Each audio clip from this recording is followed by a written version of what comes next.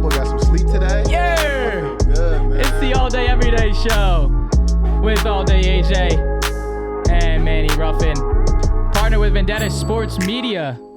Presented by Monkey Knife Fight. Third time I get to say that. Should I count every time I say that? Third, fourth, fifth, sixth. If you want to play Monkey Knife Fight, head over to monkeyknifefight.com. Deposit using code Vendetta. They will match your deposit up to $100, 100%. If you put in $100, you will get $200 in your account to play with. Go get your money. I'm not your Go funny. get your money. Play Monkey Knife Fight. Let's go, Kings. We got a lot to do today, but some housekeeping items. We have some new faces here in the Zoom. Christian is obviously here. The guy, homie back. Missed episode 18 with Kenny and Jerry. You guys can check that out on the YouTube as well. But we have the new guy. Big Zach, starting his internship at Vendetta Sports Media. Going to be helping us out as part of the team here at the All Day Everyday Show. So Big Zach, you can follow him on Twitter. Zach Niccoli, right? Niccoli? Am I saying that right? Zach_Niccoli. Niccoli, there we go. Growing up, you played any Black Ops. Everyone thought I was Russian. They were like, "Oh, you're just like that guy, right?" And I'm like, "No." God damn, boy, you look good. Boy. So it's just crazy for us because we're now expanding the team. We got 4 guys on this operation here in this production. So just very excited to be doing that. You're only as good as the people you surround yourself with, man. That's right. And what's funny about Zach is he attends the same school that the GOAT, Tyler McGee, attends, Laverne. You can hit up our video editor on Twitter as well, at Tyler_McGee. Because my mind's always in the gutter, man. How them women's out there in Cali? So let me just say this about my boy Tyler. So fun fact, both of us were in the same fraternity. Oh, and let me top you real quick. I was the president. He was the vice president. Yeah. Okay. So Tyler's the boy. If you guys want to give him a some follow alpha on dogs. We riding with the big dogs over here. Got some alpha dogs. Oh, yes, shit. Tyler is the man. So give Tyler a follow. I'm out here in California. I know you guys are on your East Coast. Yep. I love everything out here, man. We got great sports, great weather, the beach, the forest, wherever you guys want to go. I mean, everyone out here is awesome. I don't think we're as fast paced as people think. I think we're a little laid back. So I love it out here, man. You got to come out here. I'd love to hang out with you. Yeah, that's crazy. Let's go. We can get a little flight ticket out there. How you doing, bro? Good, bro. You good? Good. I do want to say this. If you guys haven't checked out the newest YouTube video on our page, it's our new series, our playlist on there, Tea Party. It's our golfing vlog. You can see what we're doing over there. It's myself and Manny and Sam Litton. We actually already have another video that's being edited as we speak, and then we're shooting another one on Thursday. So we're just pumping out as much content as we can for you guys. We hope you guys can see that. So we're not just 2 guys that can sit and talk in front of microphones and putz around on camera, but we also can go out there and play golf too. So you can play golf. Yeah, well, you can play golf. I'm okay. I'm okay. I'm just out there. And we can say this too because we have a different demographic. Here we go. Thank you, Christian. Demographic. We have a different demographic of people that are watching the golf videos versus who's watching the podcast. So I want you to touch on it just a little bit on what Tea Party actually is. I mean, bro, it's 3 guys being dudes, man. If you really think about it, because everyone who plays golf, like there's a niche of golf videos, right? And they're all those fuckers are like scratch golfers. They're so good. No bigger than 5 handicaps, and Alex can play his ass off, but for me, for instance, I'm a triple digit guy, and the idea behind it, and Sam's better than me. He's probably maybe high 90s, low 100 guy. The idea behind it is just like, bro, we're just like y'all. Like we kind of try to set that vibe on the show too. Like we sit here and chill and talk like we're at a bar just chopping it up. Yeah. You'll see clips of us on the course. Like you'll see me doing the JR. You'll see us just chatting it up, smoking stogies, a couple beers here and there. Like we're just guys being dudes, man, trying to show y'all that we're just like y'all. You mean we're just chasing our dreams. Yeah. So it's just another outlet of content there. So you can go check out that first video. We're gonna get better at it as we go. Again, it's the first for everything. So I've never recorded playing 18 holes and like playing at the same time. It's hard to hold the camera, do this and this. So working on getting somebody out there to actually come out and hold the damn camera because it is tough. Facts. But again, it's just like this. It's all learning experience, and we're trying to be content kings. Okay, we're just putting pumping shit out as much as we can. So for today, we're gonna talk a little bit about Jake Paul and Tyrone Woodley. We got some NBA playoffs and the fans and what's going on there. Trae Young and Russ and Kyrie and all that kind of stuff. And then we'll finish up with Jacob deGrom. So I know we have 2 of our baseball guys here, but that'll be cool. So let's go to Jake Paul, bro. I'm excited for this. I mean, if you look back at his fight against Askren, Woodley was in Askren's corner. They were beefing, right? And then he went like pre-fight, went to the locker room and was like saying shit to Jake Paul, and they were getting back at him. They were like, "Oh, let's do it." And then I remember seeing that. Can I add something in real quick? Go Just ahead. if you didn't know, Woodley is Askren's wrestling coach. They used to wrestle back in the day. So that's I where didn't the know that. connection is there. Okay, I didn't know That's that. where that connection is there. Yep. And he's his professional trash talker too. Yeah, of course. Yeah, because Askren's not really that guy. Nope. But okay, that's cool. I didn't know that. But I just remember watching that video, and I'm like, when they were saying in the locker room, like, "Oh, let's do it. Let's write this up. Whatever. I gotta go kick ass right now, and then I'll come. We'll sign this. We'll get this. Whatever." I didn't actually think that was gonna like happen. I thought that was all talk. Cause like Woodley's a bad motherfucker, bro. Like Used to be. he's 39 Used right to now, be. so that's why the odds. And I don't know if anyone saw this yet. The odds that came out are way in favor of Jake Paul right now. These odds are. It started at minus 130 to Jake Paul, and then has already moved up to minus 155, versus Woodley that opened at minus 110 and is now plus 125. So I immediately was shocked because I'm like, dude, I mean, Woodley's like, dude's a bad. I don't want to Listen, get in the mix with him. Listen, the thing about Jake Paul that I've learned to respect him, man, right? Because he does talk his shit, he does back it up. My only problem with Jake Paul is like, bro, you're going for all the washed athletes, bro. Like you're Facts. fighting fucking Nate Robinson. I know. You're fighting fat ass Ben Askren that's drunk a 6-pack of IPAs before he fought Yeah, you. they didn't take it And you're going seriously. after 39-year-old Tyrone Woodley. Meanwhile, your brother's fighting actually the best boxer of all time. So I don't. He hasn't Listen, fought a boxer. He does has his yet to thing. fight a He boxer. does his thing. Yeah, I know. I can't hate. He does his thing. But bro, you want to talk all this shit, bro? You want to act like you're a big dog, bro? Step in the ring with the fucking big dogs, man. Stop running from the people that actually do this shit for real, bro. That's the only problem I have with Jake Paul. And yes, I will put it on wax right now. I would be putting plenty of money on Tyrone. I would be putting Wow. plenty of Okay, money. so he's already on that. Already on it. Well, because I just think it's funny because I remember after the Askren fight, I was like, all right, dude, if your next fight is not against a boxer, I'm not going to take you seriously. I mean, bro, because him and DC Honestly. were beefing after the fight. I thought DC was next. Obviously, he ain't want that smoke with DC. Well, because Daniel Cormier in that, I think that was UFC 261 when they came and they had that altercation. Like, I guess, what is that? Front ring you're sitting, you know what I mean? Like, whatever the hell you call that. Ringside, I guess. What the hell, front ring? Right. Nah, you're good.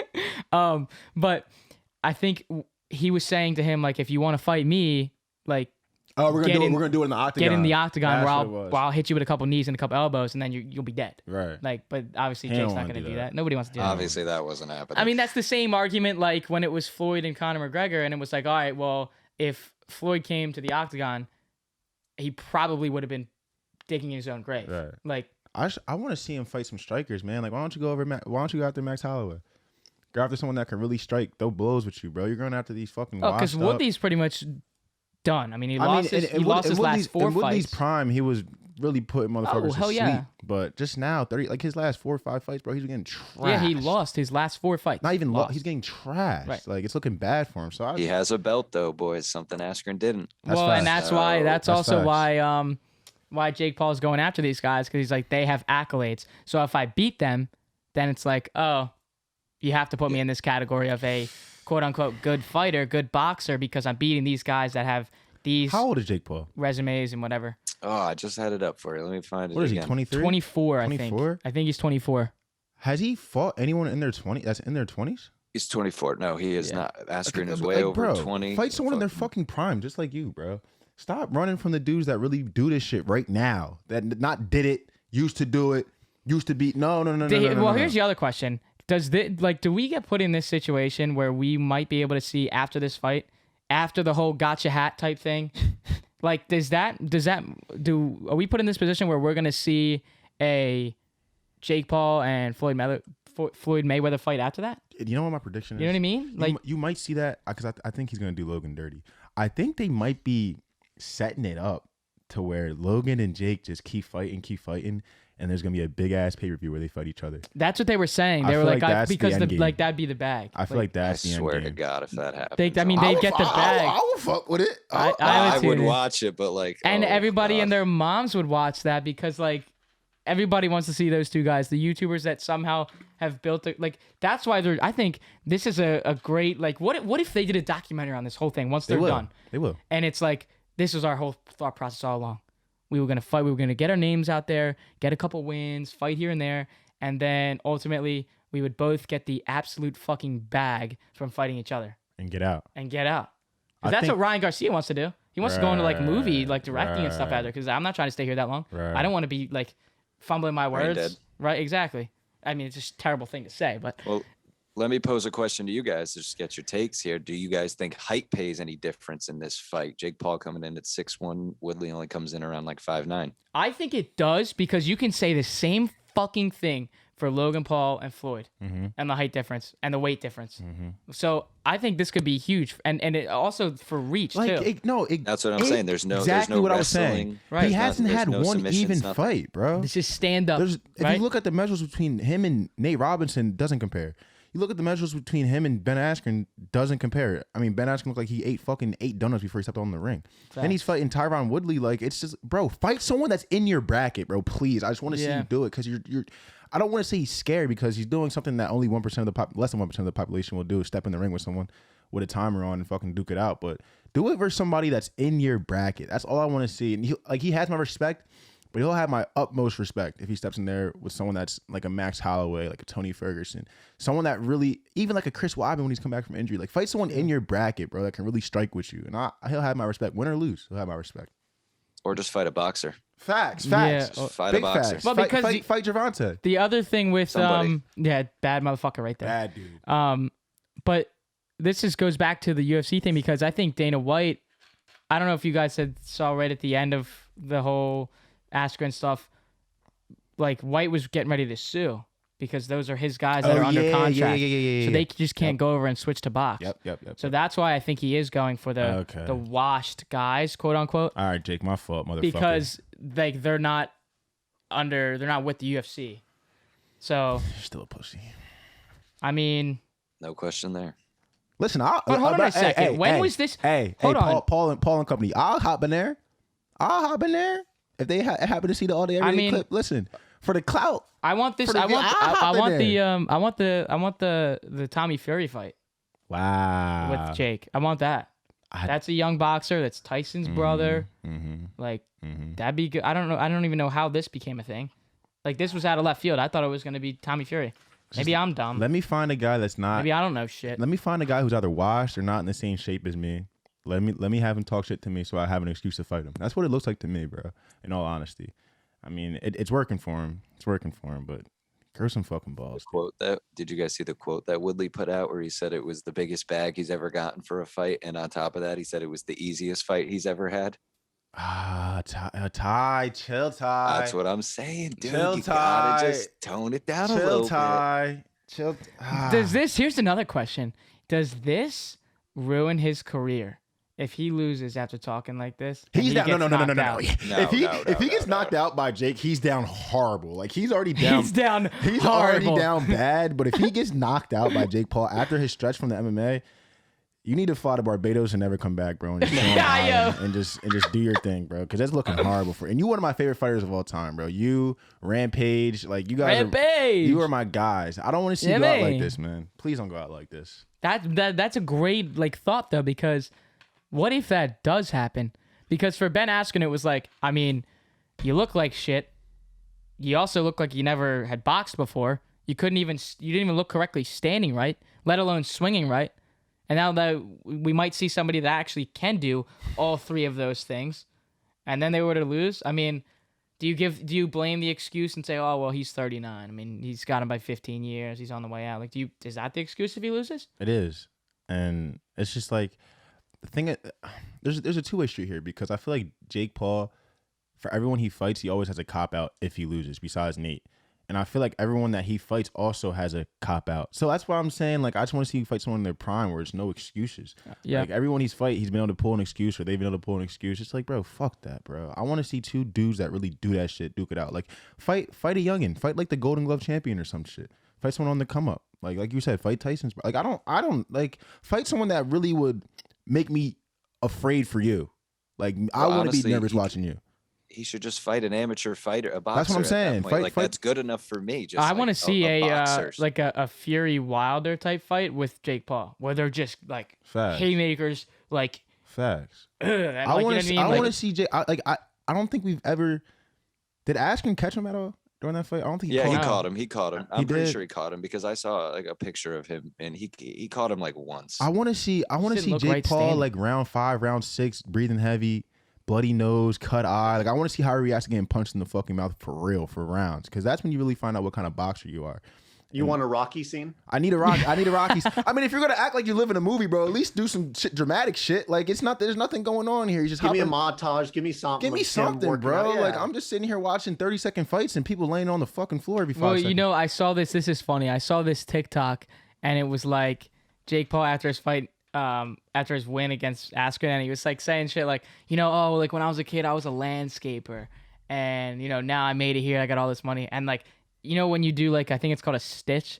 So the first 15 seconds of that video, and then it cuts to somebody else. So the person that was talking, I forget I forget what account this was, but the person starts talking, and they're saying, well, hold on a second. What do you mean you were a landscaper? You were a landscaper in a rich ass neighborhood, Right. and you were privileged as hell to doing that. Don't like you're trying to act like, you know, you're Snoop Dogg coming from like the goddamn slums, and then you make it all the way out here. Like Jake Paul, get the fuck out of here, dude. Like, Yeah, Jake.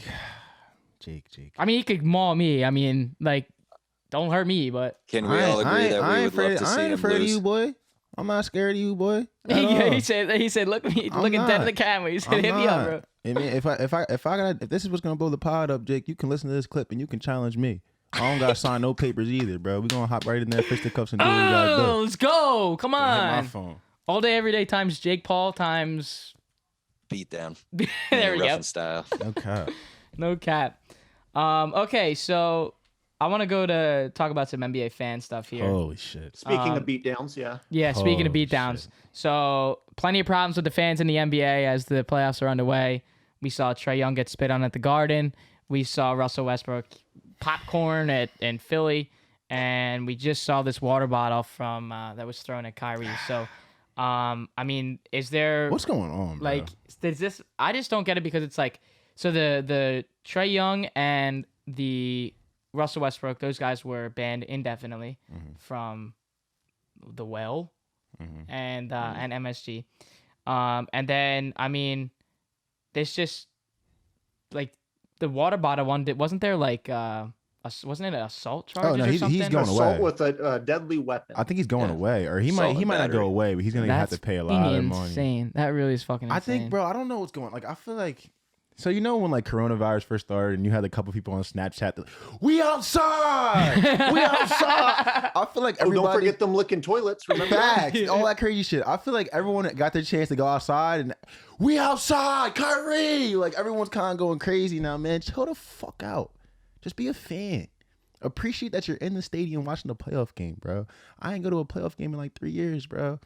Like, just appreciate that you're watching these guys go to work. Stop acting crazy, man. You want your little 5 seconds of fame because you've been in the crib for a year and a half, bro. Like, do something else. Go make a name for yourself. Make a pot. Do something else. Why you throwing water bottles at professional athletes? They ain't do nothing to you, bro. You look up to these dudes. I don't understand. I will never, ever, ever, ever understand in my life if I go to a game, no matter, like, for instance, okay, if I go to a Sixers game and I see Jimmy Butler, my first inclination when I see Jimmy is to thank him for the 40 games he gave us when he was with the Sixers, not throw a fucking water bottle at his head. Like, are you out of your mind? Like, I just don't like, can you, like, I don't get it, bro. This is why I think the punishments need to be changed. I think we need more unique ass punishments. So Put for him the in kid put him in the for the kid at the Celtics arena, screw all the legal charges. Throw that shit out the window. Put him at half court for the next game in Brooklyn and Facts. give everybody in the crowd a pack of tomatoes or whatever, or a bunch of Oh, water that's kind of bottles. cool. Yeah, he get And killed. just pelt the kid. Just pelt him. He'll never do it again. I'll tell you that. Screw the That's legal the shit. question, I don't want the legal Like, shit. he's fucking- Like something, dude. Just like change. Get He you loves meat. that shit. Look at you. Too Bro, fun. Like, come on. I would pay good money to throw shit at those people, bro. I'd pay Dude, very the Nets good should money. give him free tickets. I'd pay put him at handsomely. half court and then I'd just pay handsomely. rip him. Oh my god. But like, bro, like, what do you? Well, so my thoughts on it are like, what, like, is there some type of control that needs to happen? Because obviously, banning indefinitely didn't do shit for that because it happened again. So like, what do they do now that's different than, you know what I mean? Like, what's going to be different? That's the question. Because what sucks about it is it's easy to point out issues, right? I could tell you what's wrong, but it's hard to come up with solutions. And so first off, do we condone what the Celtics fan did? No. To be honest with you, I feel bad because he's 21 years old, assuming, right? I don't know the facts, but let's assume that he turned 21 during the pandemic. Yeah. I think this was his first sporting event where he was able to have an adult beverage. He was probably whacked. Yeah, Matter of fact, I think it not was even his first probably, time. He was whacked. Yeah. Playoff game. Can you imagine your first time being able to drink at a playoff game? I mean, I went to an Angel game, my first time ever to drink. I had a blast. I can't imagine if it was a playoff atmosphere. Funny story about first time being able to drink at a game. I go to a Phillies game, right? And I might have not been 21, but I was You literally you're beating around the bush there too. I had a couple sodas, you know what I'm saying? And I'm walking into the stadium and this dude had a Syndergaard jersey on. And I'm like, Thor, fuck you. And the dude turns around and he's like, bro, this is my kid right here, bro. And like security guard came to me and started talking to me and shit. I got kicked out the game. Like I do feel him, but it's like, dude, what the, like, chill out. You know what you said? Yeah. You know what you said to him? You said, do you feel Do me? you feel me? But nah, like, bro, your fans might have been the worst out of this whole situation. Spitting on someone? Yeah, bro. Spitting on. I don't. No. Welcome to New York. He should be sent away for that shit, bro. Like, yeah, no, that's if you spit on so, like, if I'm walking in traffic, I don't know you, I walk past you and I spit on you, I'm going away, or I'm getting. That's the most disrespectful shit you could do to a human being. Like, you know, do Can we you also feel say like we're in should, a pandemic? bro, exactly. Facts. Yeah. Like, these kids should be sent away, and I'm not the guy like everyone needs to be in jail and we need to lock everybody. But bro, what are you on, bro? Like, for real, what are y'all, like, do y'all not go outside? Do y'all not have a social circle? Like, do y'all just be in the crib playing the Xbox all day? The first time you get some sunlight, you don't know how to act? Like, these dudes has really got me fucked up, bro. I'm gonna be honest, because I can't see my, like, I've done some dumb shit in my life. I would never do something even near close to the things that these people. What's funny is, like, I've been like off a bean, like, shit faced, bro. Yeah. And I, like, literally just shit faced. And there's no, like, I just don't, I'm trying to find the words because I still can't grasp the fact that, like, there's I a wanna go back. 0.0000% chance that me being that fucking shit faced, I would never even still do that. Like, oh, yo, Trae Young, fuck you. And then spit on you. Like, when I go to a game, I want to go back. Like, Yeah, I want to go to another back. one. So why would I use something that fucking stupid? Bro, the one dude that rushed the court at the Wizards game. Oh, yeah, that was so stupid, too. He tried to dunk or something. You see that? He tried to, Yeah. like, go up there and touch. Like, what are you doing, bro? And you know what? This was so funny because why is it on the Sixers game we see that twice, right? We see these incidents. And then literally 2 weeks ago at Citizens Bank, we see two streakers. Like, what's going on in the city of brotherly love? Okay, Something No, it's happened. the people, bro. We don't know what we're doing anymore. We're finally could go outside. We outside. It's We just- outside. man. We outside. Like, god damn. Like, y'all gotta chill. That's all it comes down to, boys. It's just like, wow, fresh air in people's faces. And we don't know how to act anymore. Something Now- happened in Utah too. What happened in Utah? Well, let me redirect this because I want to talk on Kyrie for a little bit. So, Go ahead. and Zach kind of asked this question in our pre-show meeting yesterday, but I want to kind of stem this because I don't know if you saw at the end of that game when he was I saw. with the foot on the leprechaun in the center. Like, this is a terrible thing to fucking say, okay? But was the water bottle, even though it didn't hit him, was that justified? Shut the fuck. I'm not saying that. Like, I'm saying that to stem your response on that. I'm not saying I believe in He that. wants but a I'm, reaction. But I'm and he saying got that it. because, like, you know, do you remember the who the hell was that player? The Michigan and Michigan State. And I forget who the hell it was, and he's digging in. Yeah, Digging in I with mean, his you got Baker Mayfield digging with in the flag the one time like, too. bro. The reason that something like that would not happen in the NFL stadium is because you throw a water bottle. How far you think are you gonna get that to the 50? No shot. No shot. I mean, Not only that, those players go to the fans. So your question is, was it justified that Kyrie did that shit? Like, was he justified that he got what he got after literally like completely just disrespecting the court, the Celtics, the fan base? Like, because that's a disrespectful ass thing to do. I'm not saying that I fucking agree that someone threw a water bottle at a professional athlete and treated these guys like cage animals. I'm not fucking saying that. Was it justified? No, it wasn't justified. And is Kyrie a little weird for doing that shit? Yeah, 100%. Do I think people take that shit a little too serious? Absolutely. Because it's like, dude, the amount of times he's came back, he left Boston, got killed. The amount of times he's come back to Boston and got killed, like, we don't know what is said, but I mean, I've been in some games where people have said some crazy shit to players. Like, I've heard a lot of crazy shit. It's Boston on top of that. And it's Boston on top of that. So am I mad at Kyrie for doing it? No. It's a little weird, but you got to remember, Kyrie's a weird guy. Like, no, I mean, I fuck with him heavy, but like, he thinks the world's flat. Remember that. And it's something that kind of contradicts his whole MO, because you'll see him in the interviews and he'll be talking all positivity and loving everybody and all this shit, and then you go back to your home, not your home, go back to one of your places you used to play and you spit on the logo and all that shit, bro. So you got to be congruent at some point with what you say. Like, it's, in my opinion, what he should have did was just have it be all love, bro. Like, it is what it is. I can't tell a grown ass man how to react though. I mean, I'm not sitting there. I'm not in the game. I'm not hearing God knows what is being said to Kyrie. I'm not in his shoes every day. Well, I mean, you saw the reaction that. I mean, Kyrie's been through a lot, man. Not even that. I'm talking about Russell Westbrook's reaction. Yeah. Like fighting through half the goddamn staff. That's what I don't understand either. Why you want to throw that? Because you want somebody like Russ coming to find you in the stands. No, that's like, no one holds it back. Like, he's coming for you. That's the thing. After the, my bad. After the Malice in the Palace, all that like security and shit with players going to the stands got like super tight. So like that's the thing. Like people just do shit because they know they're okay. Well, this goes back. I mean?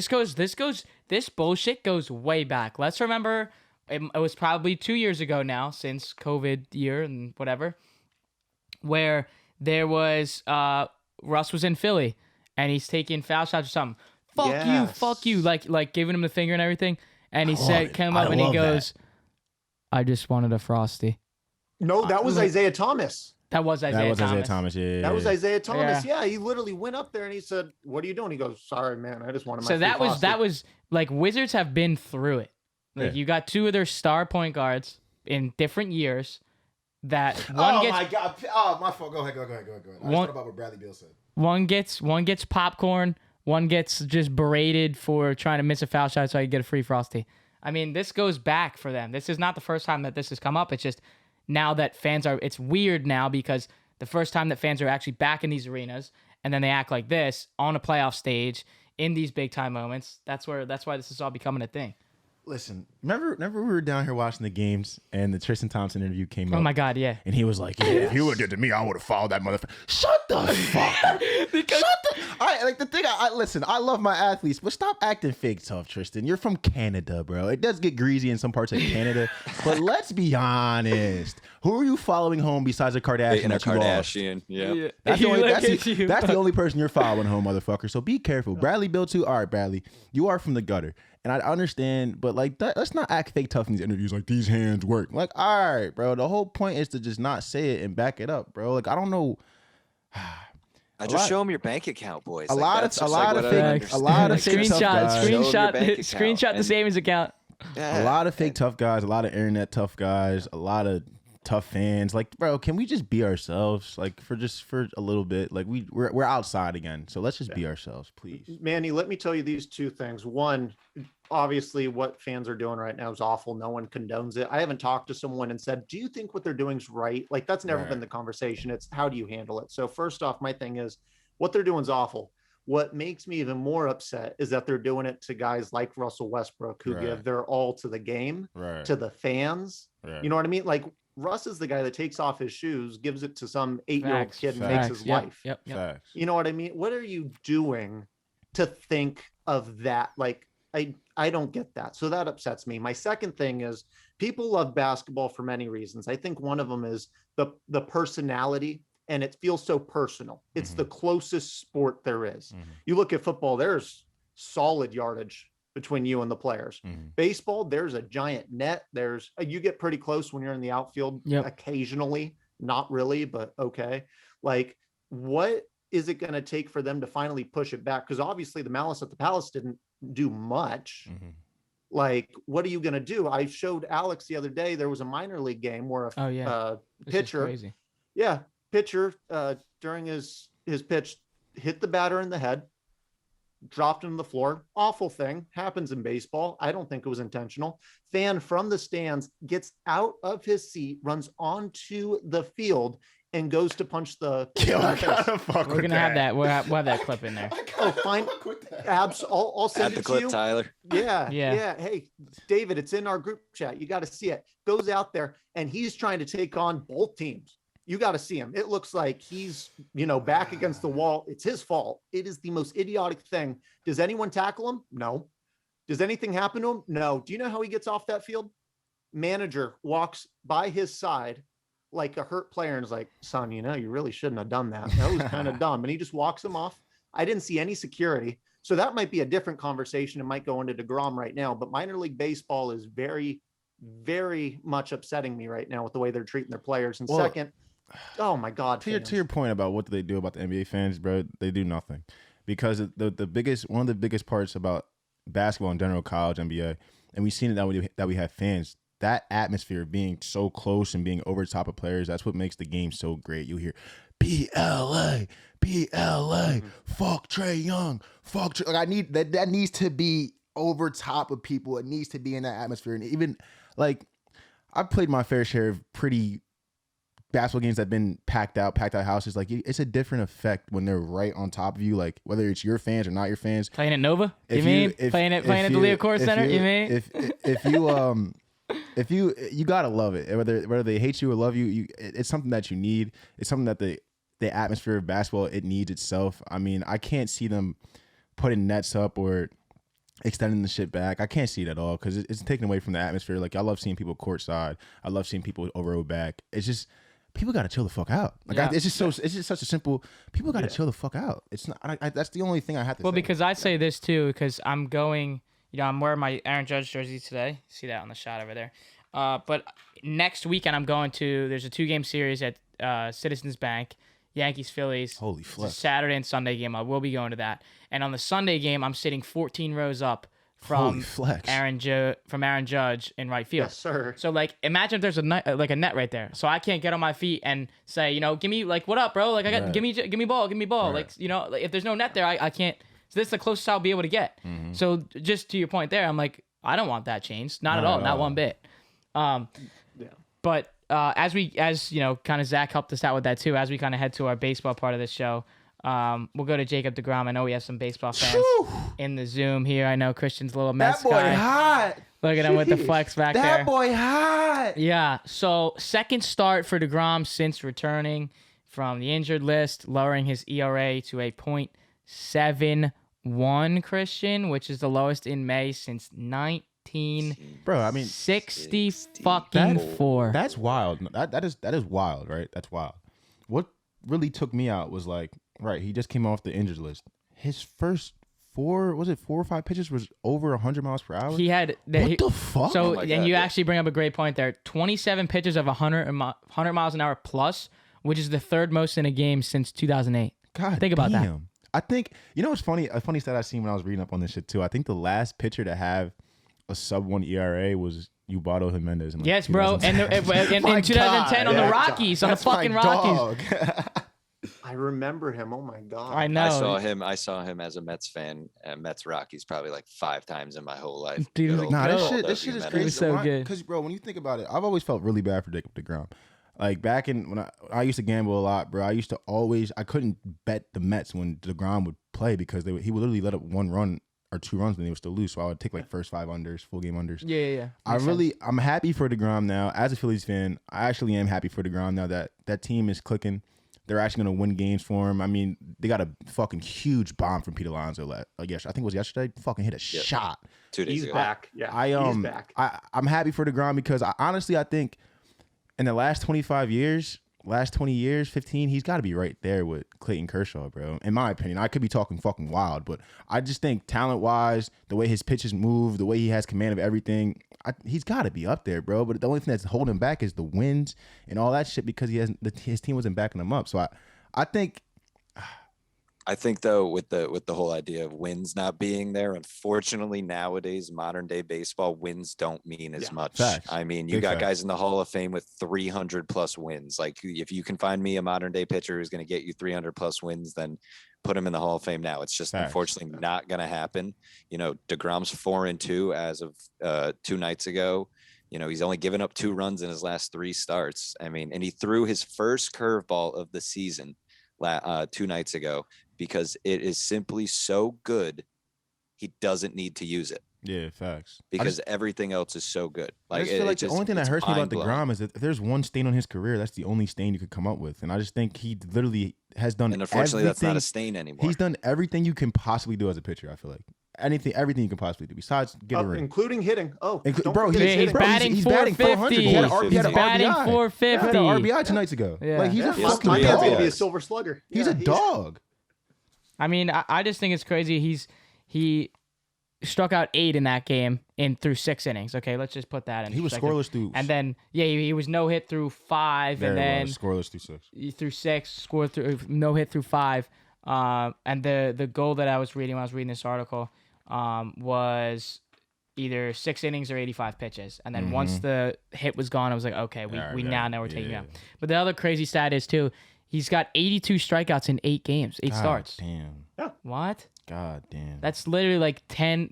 That's 10 right there. Yeah. Like, Did you guys hear What? about his rehab start where he went down to it's like low single A Mets, and 8 out of the 9 batters he faced struck out. Yeah, So it's just- basically, like kids like college level, like, you know, just made it out of college, like starting their trying to play. What do you career. Props to the what do guy you- who made contact. What do you do? That's Props like to when the guy Cody who made Bellinger went down. You know what I mean? Like you're playing against an MVP guy. Like, do you even pitch? to Yeah, him? you know Yeah. what's funny? Well, unfortunately, he was the pitcher, so you had no choice. Bro, but For to fucking- him, either I swing or wouldn't even miss. go up with a bat. I'd just pray like he hit doesn't me. hit or, me. Nah, this is what Yeah. you do, bro. Because you remember Vinny Carter? Remember the Yeah, name? Bro, yeah, Little League yeah. days, bro. We had this fucker oh, from like 44 feet away throwing 80 miles per hour. And this is dead ass what I did. I got up in the box, no, what the hell was the other kid's name, closed bro? my eyes. I literally closed my eyes and just gave the best hack I could. That's all you could do. Wait, bro, what was the kid on Baker that was pitching like 72 or something? Jake Lavin, that's my guy. Yeah. He played for JMU football. He's a fucking athlete, bro. That kid hit a ball. I think he hit the farthest baseball I've seen on the Little League field ever. Like, probably, I don't want to say it probably rolled 300, but it might have landed like 250, 270. He was a fucking unit. But nah, I feel like if you're a single A batter, you go against Jacob deGrom, like the best you can do is just take your hacks, close your eyes, and wish for the fucking best because you're not gonna sit there looking. Yeah. I mean, Like I said, shout out to the one guy who made contact. Right. Facts. Like, you know, Was it fair? Did he give up any hits? Let me ask that. No. Oh, no. He sat down 9. He sat down 9 in a row, but 8 out of those were strikeouts, and then the other was some kid. I don't know exactly what the kid did. Yeah. You know, He had to drop a could've- bunt. He did some little league thing. something. You know, something. but yeah, I mean, 4-2 record on the season, and it's just funny when you look at that number, like you look at that stat, that number, and then you look at everything else because that just is what, to your point that you literally just said, Manny, like that's what the Mets are, and that's what the Phillies were last season with Aaron Nola and multiple seasons with Aaron Nola, and then you have Zach Wheeler And that's Zach, kind of I in would that say. boat this year. So you have these great National League pitchers, these NL East pitchers that get into trouble because their bats don't want to work. And then Right. you sign a guy like Lindor and it's not paying off right now. Remember we had a debate to start the season. We said who had the best pitching staff in the NL East, and we were going back and forth between the Braves and the Mets. It's not even close anymore. No, even a it's not. question. I mean- because Stroman's kind of playing a little better now too as well. Look, I am a big, I'm a big homer, so I back my teams 100%. So like for years and years and years, it was, I guess I shouldn't say. I mean, I would always back the Yankees guy, whoever it was. Right. And then when they got Garrett Cole, it was like, oh wait, okay, here it is. Is it Garrett Cole or is it Jacob deGrom? And you know what the hell I'm saying. right, But dumbass. in this instance, I literally can't. I can't back my guys right here. I have to. I have to say, Jacob deGrom is on top of the world. He is. You have to. He's on a whole different level than everyone else in the game, bro. And It's scary because the Mets are about to run away with this shit, bro. I mean, we haven't touched the All-Star break. There's a lot of things that can happen, but there's Stop. I don't want to hear it. I don't want to hear it. They're Don't jinx 3.5 my games ass, up. Manny. I mean, their whole team's clicking on all cylinders. The three-headed snake of pitchers. They're all snapping right now. You got Pete coming back in the lineup hitting fucking shots. The Phillies can't win a fucking game.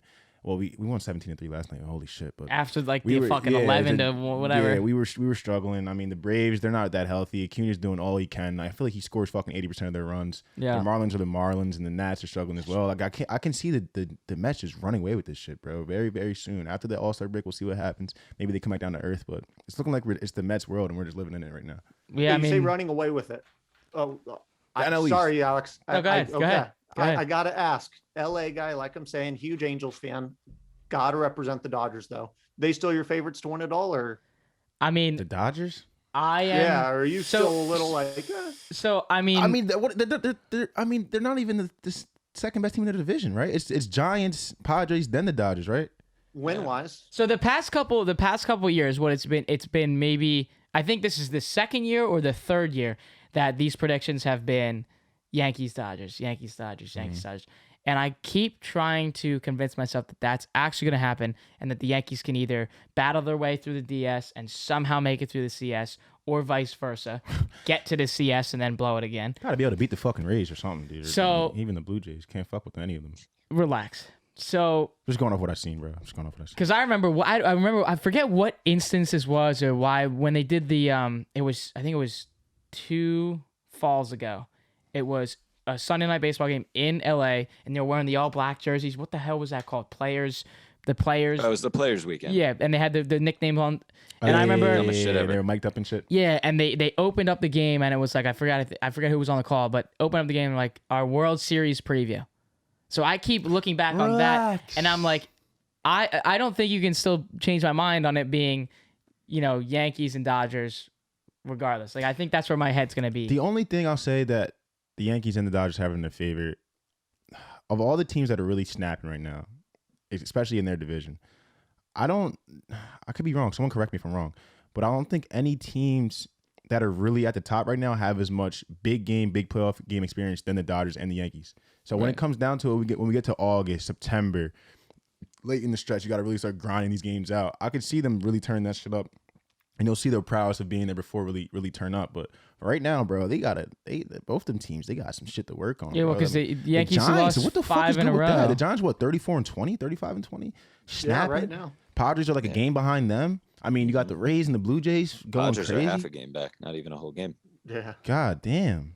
But yeah, Mandy, to your point, the American League leaders besides the Rays or the White Sox and the Athletics, 2 teams who haven't seen the playoffs. my regular season predictions were I said the A's and the White Sox. I'm really that dude. I'm sorry. I had to get it from Yeah, but we also shit on the fucking Red Sox, so we're completely wrong on We that. shit on the Red Sox and we shit on the We Rays. shit on the also. Red Sox. We did. This is when we were. I remember we grazed over the Rays and I was like, they fucking suck. Don't even talk. Yeah, I mean, we did a baseball preview show. This is before we even were sitting in here. We got these lights under here, whatever, and we did it. We were still on Zoom. We did a baseball thing, and we were just like, all right, the Red Sox, like, not it. Like, just put them in the bottom of the cellar. And then The Rays were like getting the fuck Rays, out of we here. were like, they just dumped everybody. Let's just let's put them out. And then Rays win like 10 or 11 in a row. Right. And then Yankees go on a 5-game skid and finally get a win last night. But I'm like, dude, this is just crazy. Like, this end of the can't season predict is gonna this be shit, man. this is gonna be a crazy season, bro. Because there's a lot of teams in the mix. Like even the NL Central, like they're kind of just like the NL East, but everyone's very consistently mediocre. But I feel like divisions like that, like NL East, NL Central, down the stretch, those are like the races that get really weird. yeah. You Well, get- let me go back to this. So Citizens Bank is opening to full capacity this Friday in their series against the Washington Nationals. And it got moved up. It was supposed to start the following weekend, next weekend. But what's so crazy about this whole thing is, like, I was going to be there for the first games that were full capacity. Now it gets pushed up, whatever. But your first, like, two big time series, you get the Nationals at home, full capacity. Then you get Yankees Saturday, Sunday, 4:05, 1:05, full capacity. You know that shit's fucking a sellout. Like, I'm so excited to just be in an actual stadium that's full capacity. Watching these playoffs with the MSG going off, knowing that their team's back in the fucking playoffs in 8 years, and just hearing that excitement and that, you know, that atmosphere. I want to be there for a fucking full capacity game, regardless that it's going to be in Philly. But you know what I mean. I really want to back on the deGrom tip. I really want to see him in the playoffs, Mets versus Dodgers, and him just going head to head with that lineup, bro. That shit would be very, very, very fun to watch. Because I if there's any lineup that can maybe get to him, Padres, Dodgers. A healthy. Well, we'll see. The Mets play both those teams coming up. We're on our West Coast trip, so they should be. Let me pull it up for you. The Mets are because that's something I'm gonna really pay attention to. Yeah, that's something I'm really pay attention to. Tomorrow they start their stint with the Padres. Oh yeah, oh yeah. Any primetime games? I lied to you about the Dodgers. They finished with the Padres. Nah, that Padres primetime fun games. To watch. No, unfortunately not. Fucking cocksuckers. They are all at 10 o'clock. That's gonna be a series to watch, man. Zach's over here. If deGrom's pitching, those at bats with deGrom and Tatis are gonna be much watch TV, bro. Literally much watch TV because they're both two fuckers that are just on top of the world right now, man. But like, hats off to deGrom because he's been doing this shit, like not on this level, but he's been doing this shit for years. He's been doing this shit for the last 4 or 5 years easily, and he's been getting the recognition he deserves. But to your point, Christian, that the wins don't really matter. But I feel like that's just the one thing people were always like, well, he doesn't. Like, shut the fuck up. This dude is great. Like, he's been doing this at a consistent level. Well, I just like want to bring this up because this is an argument that has been stated for guys like Aaron Nola and guys like Zach Wheeler. Like, if those guys won different teams on teams that could help them actually win when they pitch, they'd be all over the goddamn news. Right. Like, just because, you know, you're 9-0 or you're 10-1 to finish the season, right, and with an ERA of just over 1.5 or something right, like that. So that's like, they don't get that recognition because you're on a team that you're 4-2 in 8 starts because your team can't hit down the stretch when you do your work. Does deGrom finish with a sub-2 ERA this year? Guaranteed. No, dude. What I was gonna add is I'm looking for a sub 1.12 ERA. I know. Pass Bob Gibson. I don't know. Yep, I read that too. I don't know. I don't know either. But like, imagine, boys. I think if he finishes sub 1.75, even sub 2, it's like, holy fuck. Like, when's the last time you seen a sub 2 ERA for a full season? It's got to be a while, bro. It's got to be a while. I couldn't bring it up. It's got to be a while. So the way hitting is this year, though, I wouldn't put it past him. I really think there's a good shot. I mean, this is the least amount of average runs since, God, what, 1999? Yeah. Christians are a man for that. But I mean, I actually see it being possible. I see him finishing with like a 1-2. There have been a lot of pitchers to do a sub 1. Just for naming people: Koufax, Dean Chance, Louis Tient, Maddox. Wait, sub 1 for a season?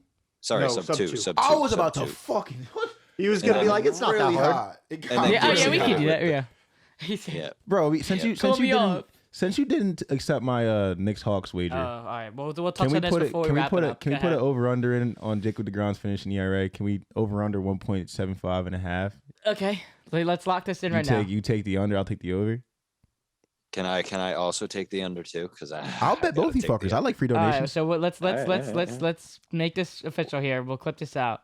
What you want? 1.75 ERA and a half. So 1.75.5 ERA for deGrom at the. I'm writing this down as I'm saying this. 1.75 and a half ERA for deGrom at the end of the season. I have the under. Christian has the under, and Manny's gonna have the over. We'll figure out what we're gonna do for this. Maybe my money, bitch. Maybe we get our fans involved and shit too. Maybe raise the stakes a little bit. Yeah. Manny, what do you think it's gonna be? I got him.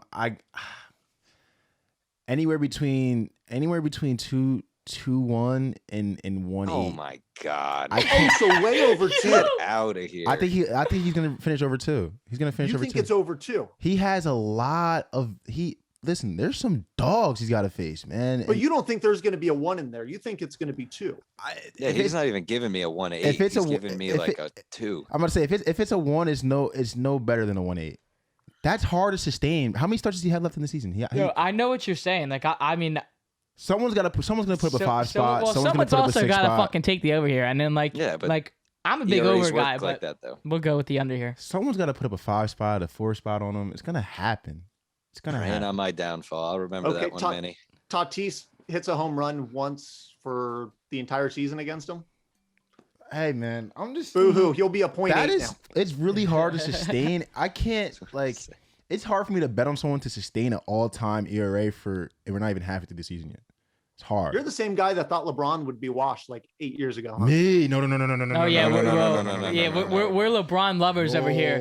They know hate over Can I here. get a heart in the chat? Can you give me a heart in the chat? Speaking of Bron, what the fuck, bro? Last night I wanted to choke you out. Like, go!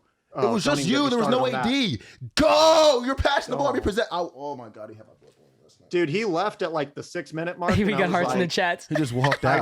I gave him a heart in the chat. Oh my god, bro. No, he left with 6 minutes left, and I was like, dude, I love LeBron. I'm telling you right now, there's no one that loves him more socially as a player or anything. That was not a Laker game. Yeah, that was bad. That was bad. Yeah. So On sorry the to get NBA away from baseball. No. but that was not a Laker game. Perfect. Because on the NBA tip, this fucker right here ducked my tweet for the $100 bro. wager. Knicks in 5. Lock it in. And here's the thing, Going the fuck I'm home. going back to this because We're going like the fuck I was home. never trying to shit on the Atlanta Hawks. I said they were still a good team, but I was just rooting for my guys. Like I'm not. Yeah, get Julius Randle a map. He doesn't know what the fuck is going on. How do you average 32 fucking points in 3 games in the regular season against the Hawks, and then you're barely getting 15 when it counts? Ask Kuzma. He doesn't know what a bucket Like, is. And then the worst part about it is perimeter fucking defense. We have Trae Young that just loves to run down the floor, run the whole floor. We get that. He gets inside the paint. You get 2 guys that push up and follow him, and then you go dish out back in the corner, and then takes somebody 2 seconds to get over there. Dish again to top of the key, dish back over again. There is literally no one fucking there, and it's a 3 every time. I don't care who you want to put on there. Give Hunter the goddamn ball. Give John Collins to make the shot. Give Bogdanovich to make the shot. Gallinari off the bench. He'll make the shot. Doesn't matter. Doesn't matter. Perimeter fucking defense is what's killing them.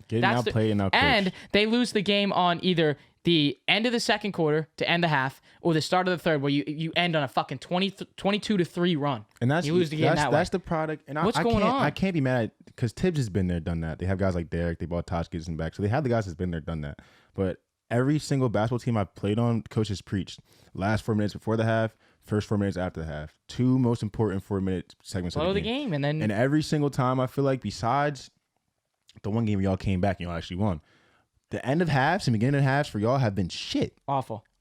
Awful. And I mean, who's your second best player? You say RJ Barrett? I mean, your best player right now is Derek fucking Rose. Well, that's the problem is when Julius Randle's your not guys scoring aren't and when being your RJ guys. Barrett's not scoring, then that's a major your guys, problem. Your guys just aren't being your guys. So Yeah.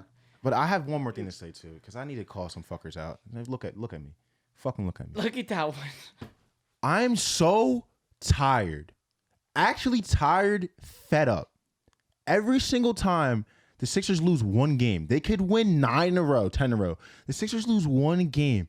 Do you think what's wrong with Ben Simmons? Do you think Tobias Harris is worth the contract? What's wrong with Joel Embiid? Shut the fuck up.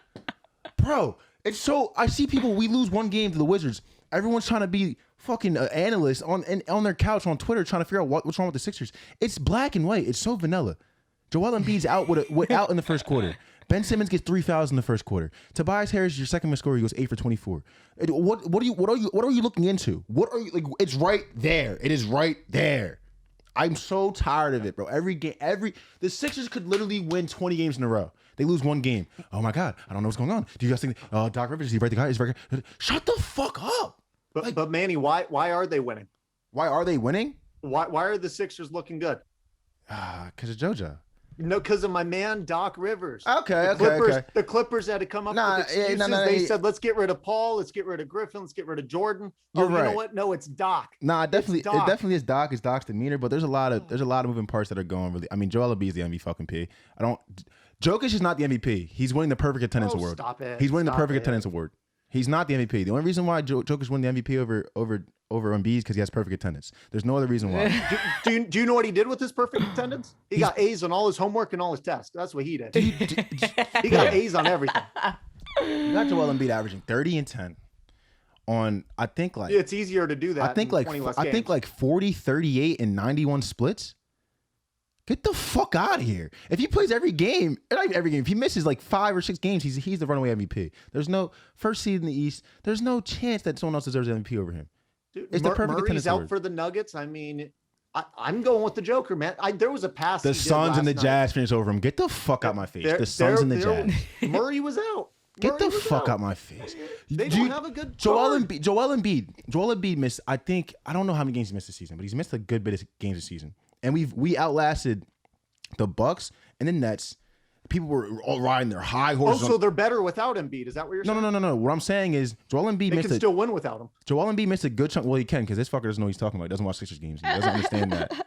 Ben Simmons has done a very good job carrying the team by himself sometimes. Ben I've Simmons always can't liked shoot Simmons. free throws and they lose the game. What I'm saying is, we like Simmons. What I'm here. saying is, you see Joel's impact when he's there. If he's missing that many games and he's still outlasting teams like that back-to-back MVP, the Nets. Like if every time, I don't know. There's just no way. It makes me so mad. It makes me so mad because he's winning the perfect attendance award. He's not winning MVP. He's winning the perfect attendance award. There's just no. Let me word way. it like this, because I think this is what sucks when I say, someone should win the MVP. People are like, so you think Embiid sucks? You would trade him for like a pack of peanuts. No, that doesn't mean I think he sucks. I think Embiid, to be honest with you, I would put Embiid third. Now he's out. He's he can leave. He can leave. That's fine. I like people who make the team better. Bring him back. I like people who make the team better. And so Simmons, Alex, you may not agree, my man, but Simmons is good. He makes that team better.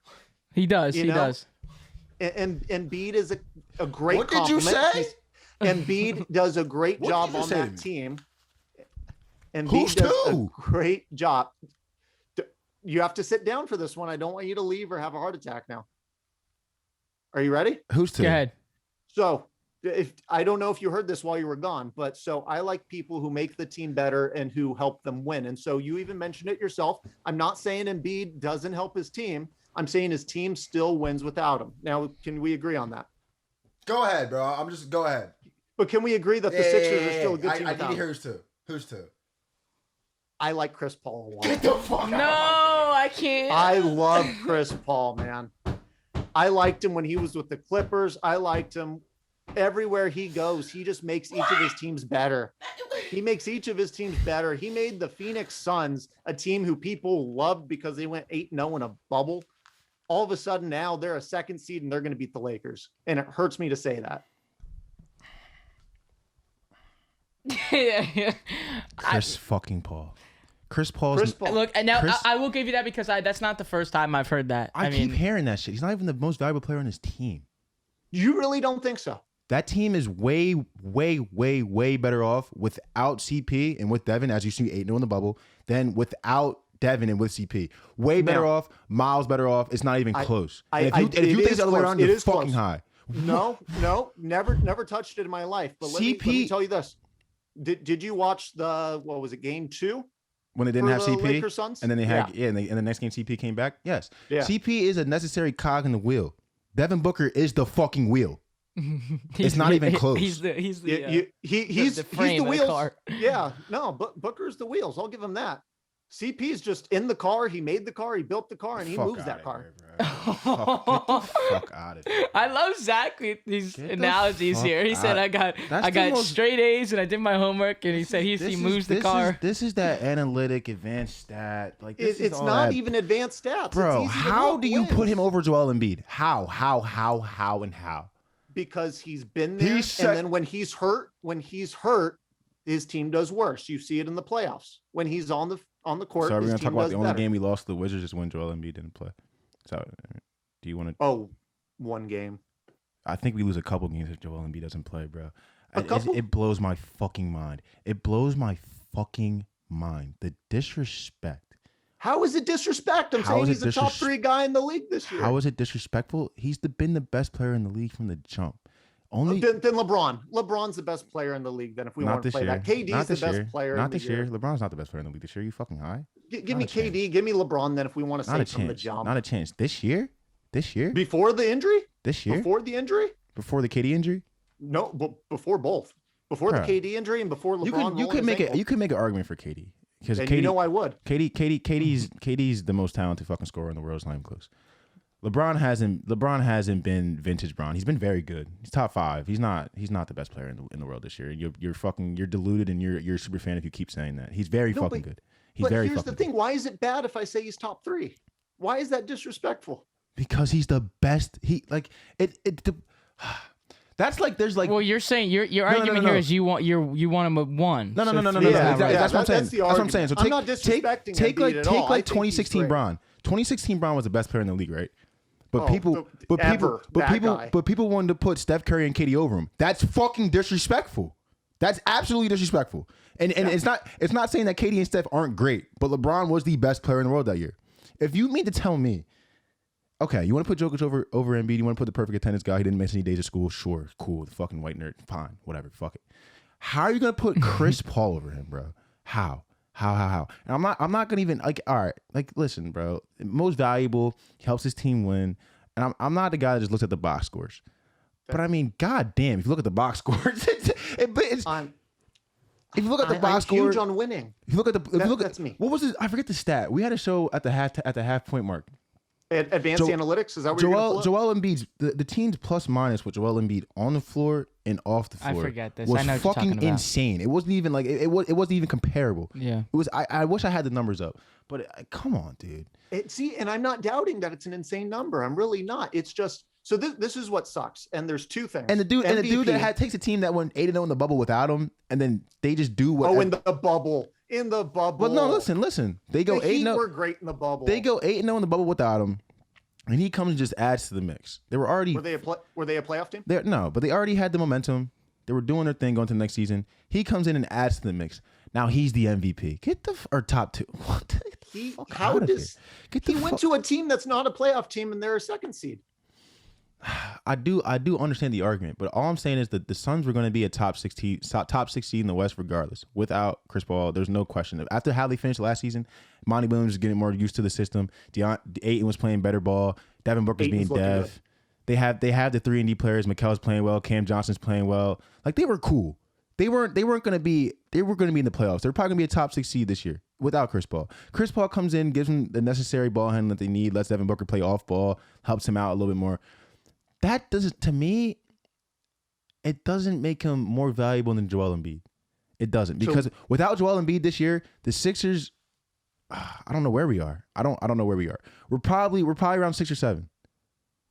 For real. Now, if you think about it, I'm going to say 2 things, and then if you want to yell at me and leave, that's completely fine. So, the MVP. This is what sucks about the MVP and what bothers me. So LeBron should win the MVP every year, to be honest with you, because if you get rid of him from a team, if you get rid of him on this Lakers team, it's the Pelicans. Mm-hmm. Anthony Davis, I never thought he could really lead a team. I think they're like an 8th seed at best. You know what I mean? So LeBron helps his team year in and year out be a championship favorite. Forget a playoff favorite. They're a championship favorite. The media and then the people who vote on the MVPs, what they love are stories. So I love Westbrook. I know there's some people that think, he can't shoot and all this other stuff. I love Westbrook. He won the MVP averaging the triple-double, but he averaged a triple-double the next year too. Why didn't he win it? Because it wasn't a great story. It wasn't that interesting. You know what I mean? Can we agree on that or no? What was their seed in the playoffs next year? He did kind of lead the team of fucking nobodies to a 6th seed, averaging triple-double. But carry on. No, that was the next year, wasn't it? No, it was the year he won MVP. They were the 6th seed. They got fucking washed, but carry on. Yeah, but I mean, you have to have a good story. That's why, Giannis, I don't think Giannis What the fuck is fat ass Nikola Jokic's story?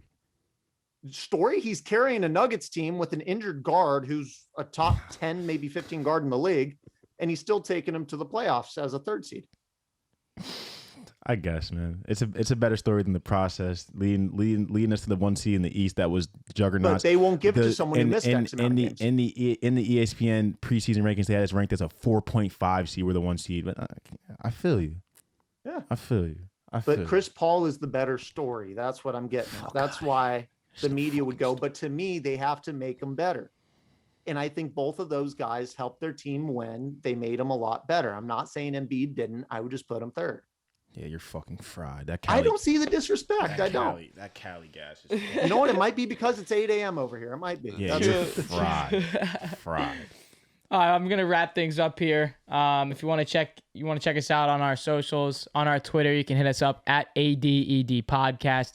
Got a great amount of stuff going on over there. You can check out a lot of the stats going on. We have some clips of big time plays, big time moments in these big time games. You can check that out all on the Twitter. If you want to see some clips of the show, some pictures of the studio, whenever we get that stuff rolling out there, some pictures of us, doing real people things, hit us up on the Instagram at ADEDPod. And I'll give you the floor here for this giveaway. And then, because we got to spit that. We got to get this done. We got to get this done. Bro, I've never gave away free shit in my life. Ever. I've never given anything away for free. What is wrong with you guys? I don't understand. If I didn't even watch the show, but I seen on Twitter one day they're giving away a free $50 gift card to the pro shop. And a bottle like this? A bottle like that. All I got to do is just tag somebody and follow them. Like, what the fuck is it costing you? Fuck your ratio. No one cares about you. Fuck your ratio. Just throw the follow, tag somebody. We need like 30 something. Worry about your social media. Y'all worry about your social social media image. Ain't nobody watching you like that, bro. You're not that important, bro. Just throw us a follow, tag somebody, show some love. No, there's like 20, 25 people entered. If you there's unlimited entries. We didn't cap any entries. You can enter as many times as you want. Someone could just literally enter 15 times. I might make burners and just win it myself because y'all fuckers is ungrateful. I just don't get it. Manny spitting advanced analytics. I love it. I just don't get it. Yeah, so that's on the Instagram. We already have the Twitter capped. Twitter's already at 200 followers. Instagram needs 200 followers. Instagram needs 200 followers, and we're set to do this thing. Hit that up there. Tag a friend. And make sure you follow the fucking page when you tag someone. There's a couple people that tagged some and didn't follow the page. Didn't follow. Fucking goofers are watching you. So, and then if you want to see some other content like that, as same on the Instagram, you can check out the Facebook page as well, which is simply the name of the show. And the talk. Yeah, and the Facebook is just a different demographic of people, so we want to reach out to those people as well. And we're newly getting on TikTok, so we're putting a lot of different content. I know I did like a voiceover car commercial TikTok that got some buzz. Just again, it's something different. We have a platform, fortunate enough to have a platform like TikTok where we can just reach a completely different amount of people and quantity of people on TikTok. So we're fortunate to have that. So check us out on there. We're going to have just some stupid clips of what we're doing here. And then but importantly though, like different type stuff, whatever's going on TikTok, whatever trend we got to do to get the views in. And then obviously to show you what we got going on here. We got like accent lights under us now, like over on these couches. Do you feel? Like, do you feel me? So we got to show you that too. But like, and really, if you want to just continue this whole following thing, follow us on Twitter as well. You can follow our producers here. You can follow at CLathrope 34, I think it was. That's Christian's. You can follow Zach on Twitter at Zachary_Niccoli. Right? Did I say that right? Yes, sir. There we go. Yeah, if you want more bad takes like that, you can see. Terrible takes. You can get him on Twitter as well. You can follow my partner, Manny Ruffin, at Mucavelli, and myself at AllDayAJ27. We're really enjoying this, and I say this every time as I like to close out.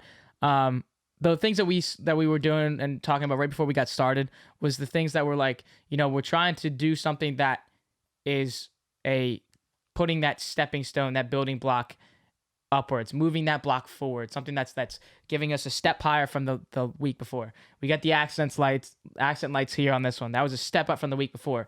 Gives us definitely a cooler little vibe behind this. You can see the blue here and the yellow and the red back there, but just something that we can find that can give us that stepping stone and that building block to keep us moving forward. We have a lot of people that we're connecting with that are going to help us grow throughout this, and we've obviously been in talks together about this. Bro, big thanks to everybody showing love too, man. Every person I've ran into in public, like the first thing they say, "Oh, Manny, how you doing, bro? Oh yeah, I'm watching the podcast, bro. It's fucking fire." Every single time, every single person I talk to, bro, and like that. When that shit right there puts a battery in my back every time, because sometimes it can get tough, bro. Last couple weeks I've been recording shows off of no sleep, 2 hours of sleep, doing shit like that shit right there. The love and support y'all show me. I said it, I think 3-4 shows ago. I don't care if it's 99 people or if it's 9 people. It doesn't matter. Anyone who's rocking with us, bro, you really help us keep pushing, man. So we appreciate the support, bro. We appreciate y'all rocking with us because we going to the fucking top, right with everybody else. Hell yeah. And we have, like I said earlier, we have so much content coming. You just got to stay and watch. Stick around, be here. We're so excited for it. Stay great, be great, because you fucking are. You've been listening to the All Day Everyday Show with All Day AJ and Manny Ruffin. My name is Alex Jacobs, but you can call me All Day AJ. You feel. Let's go, baby.